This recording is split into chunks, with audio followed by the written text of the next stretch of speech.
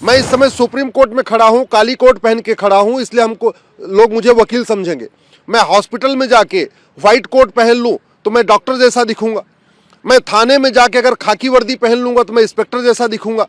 तो ये जो मैं दिख रहा हूं ये बाहर की आइडेंटिटी है। एक्चुअल में मेरा कैरेक्टर क्या है ये तो सर्वे करने से ही पता चलेगा। ये मामला हिंदू मुस्लिम का नहीं है, ये मामला भारत की संप्रभुता और विदेशी आक्रांताओं के बीच में है। हमारा ये कहना है, अगर डेमोक्रेटिक कंट्री में विवाद का समाधान कोर्ट के जरिए नहीं होगा, यहां अराजकता फैल जाएगी, यहां भीड़ तंत्र हो जाएगा। अगर कोर्ट का दरवाजा बंद कर दिया गया फिर तो अपने अपने स्थान के लिए लोग लड़ाई सड़कों पे करना शुरू कर देंगे, देश में अशांति फैल जाएगी। इसलिए जरूरी है इस कानून को खत्म किया जाए। गुंबद बदलने से मंदिर मस्जिद नहीं होता है, मस्जिद मंदिर नहीं होता है। उसके लिए तो बाकायदा सर्वे करना पड़ता है। वैलिडिटी पे आज को सुप्रीम कोर्ट में सुनवाई है।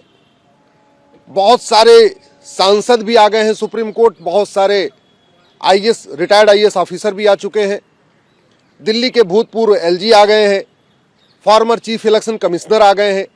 ऐसे 20 याचिकाएं फाइल हो चुकी हैं जो चाहती हैं कि जो हमारी पीआईएल है, प्लेस ऑफ वर्शिप एक्ट की, उसको डिसमिस कर दिया जाए। वो हमारी विरोध करने के लिए आए हुए। पहली बात तो हमारा ये कहना है, ये कानून जो है इसका नाम है प्लेस ऑफ वर्शिप एक्ट, ये प्लेस ऑफ प्रेयर एक्ट नहीं है। मंदिर को प्लेस ऑफ वर्शिप कहते हैं और मस्जिद को प्लेस ऑफ प्रेयर कहते हैं। दूसरा, ये कानून कैरेक्टर की बात करता है, आइडेंटिटी की नहीं। ये प्लेस ऑफ वर्शिप एक्ट ये कहता है कि जो कैरेक्टर होगा वो नहीं बदलेगा।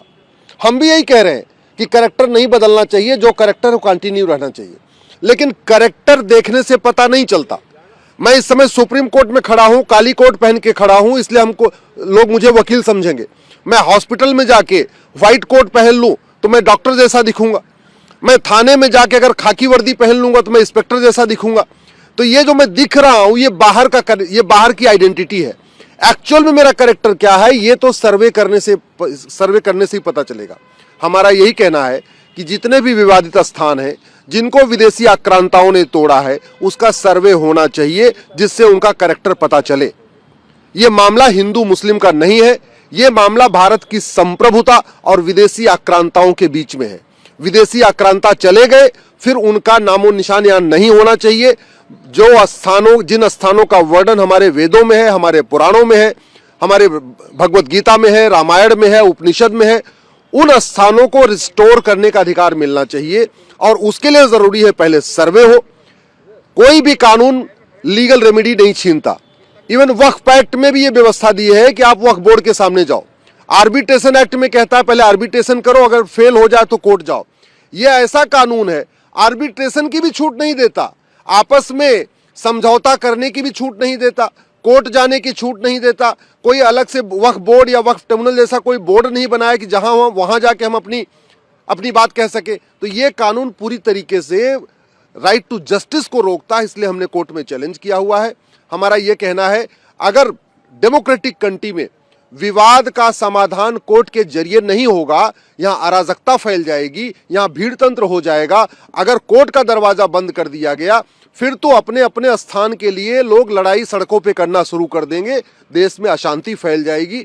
इसलिए जरूरी है इस कानून को खत्म किया जाए और हिंदुओं को भी, जैन को, बौद्ध को, सिख को अपने अपने स्थानों के लिए कोर्ट की लड़ाई करने की परमिशन दिया जाए, वहां का सर्वे कराया जाए। आज की डेट में बहुत लेटेस्ट टेक्नोलॉजी आ चुकी है, राडार टेक्नोलॉजी है, जीपीएस टेक्नोलॉजी है, कार्बन डेटिंग टेक्नोलॉजी है, ऐसे बहुत सारी टेक्नोलॉजी है जहां 1 हफ्ते के अंदर पता किया जा सकता है कि जो स्ट्रक्चर है उसका फाउंडेशन कब बना, उसकी दीवार कब बनी, उसका गुंबद कब बना। फाउंडेशन, गुंबद बदलने से मंदिर मस्जिद नहीं होता है, मस्जिद मंदिर नहीं होता है। उसके लिए तो बाकायदा सर्वे करना पड़ता है। इसलिए हमारा ये कहना है ये कानून खत्म होना चाहिए और सभी हिंदुओं को अपने पौराणिक स्थलों को रिस्टोर करने के लिए कोर्ट का दरवाजा खुलना चाहिए।